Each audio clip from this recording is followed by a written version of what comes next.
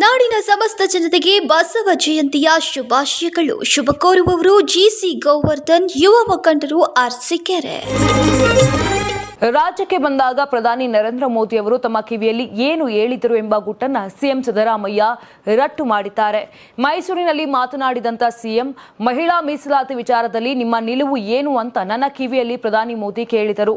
ನಾನು ಮಹಿಳಾ ಮೀಸಲಾತಿ ಪರವಾಗಿದ್ದೇನೆ ಅಂತ ಹೇಳಿದೆ ಅಂತ ಪಿಎಂ ಗುಟ್ಟನ್ನ ಸಿಎಂ ರಟ್ಟು ಮಾಡಿದ್ದಾರೆ. ಇಡಿ ದಾಳಿ ವಿಚಾರವಾಗಿ ಮಾತನಾಡಿದ ಸಿದ್ದರಾಮಯ್ಯ, ಈ ವಿಚಾರ ನನಗೆ ಗೊತ್ತಿಲ್ಲ ಎಂದರು. ಪಂಚರಾಜ್ಯ ಚುನಾವಣೆ ಬಗ್ಗೆ ಪ್ರತಿಕ್ರಿಯಿಸಿ, ತಮಿಳುನಾಡಿಗೆ ಪ್ರಚಾರಕ್ಕೆ ನಾನು ಹೋಗೋದಿಲ್ಲ. ತಮಿಳುನಾಡಿನಲ್ಲಿ ಡಿಎಂಕೆ ಗೆಲ್ಲಬಹುದು. ಬಿಜೆಪಿಯವರು ಪಂಚರಾಜ್ಯ ಚುನಾವಣೆಯಲ್ಲಿ ನಮ್ಮ ಗ್ಯಾರಂಟಿಗಳನ್ನ ನಕಲು ಮಾಡಿಕೊಂಡಿದ್ದಾರೆ. ನಮ್ಮ ಗ್ಯಾರಂಟಿಗಳನ್ನ ಮೊದಲು ಬಿಜೆಪಿ ವಿರೋಧ ಮಾಡುತ್ತಿತ್ತು, ಈಗ ಇದನ್ನ ಅವರೇ ಅಳವಡಿಸಿಕೊಳ್ಳುತ್ತಿದ್ದಾರೆ ಅಂತ ಟಾಂಗ್ ಕೊಟ್ಟಿದ್ದಾರೆ. ಇನ್ನು ಕಾಂಗ್ರೆಸ್ ಮಹಿಳಾ ಮೀಸಲಾತಿ ವಿರುದ್ಧ ಇಲ್ಲ, ಕ್ಷೇತ್ರ ಪುನರ್ ವಿಂಗಡಣೆ ವಿಚಾರವಾಗಿ ಮಾತ್ರ ನಮ್ಮ ತಕರಾರು ಇದೆ. ಮಹಿಳಾ ಮೀಸಲಾತಿ ವಿಚಾರದಲ್ಲಿ ಬಿಜೆಪಿ ರಾಜಕೀಯ ಮಾಡುತ್ತಿದೆ. ಮೀಸಲಾತಿ ಜಾರಿಯ ಬದ್ಧತೆ ಬಿಜೆಪಿಗೆ ಇಲ್ಲ. ವಿಧೇಯಕದ ವಿಚಾರದಲ್ಲಿ ಸುಳ್ಳು ಹೇಳುತ್ತಾ ರಾಜಕಾರಣ ಮಾಡುತ್ತಿದೆ. 2023 ಮೀಸಲಾತಿ ವಿಧೇಯಕ ಇತ್ತು, ಅದನ್ನ ಅವತ್ತು ಯಾಕೆ ಜಾರಿ ಮಾಡಬಾರ್ದಿತ್ತು? ಈಗ ಕ್ಷೇತ್ರ ಪುನರ್ ವಿಂಗಡಣೆ ವಿಚಾರದಲ್ಲಿ ಯಾಕೆ ಅದನ್ನ ತುಳುಕು ಹಾಕಿದ್ರು ಅಂತ ಪ್ರಶ್ನೆ ಮಾಡಿದ್ದಾರೆ.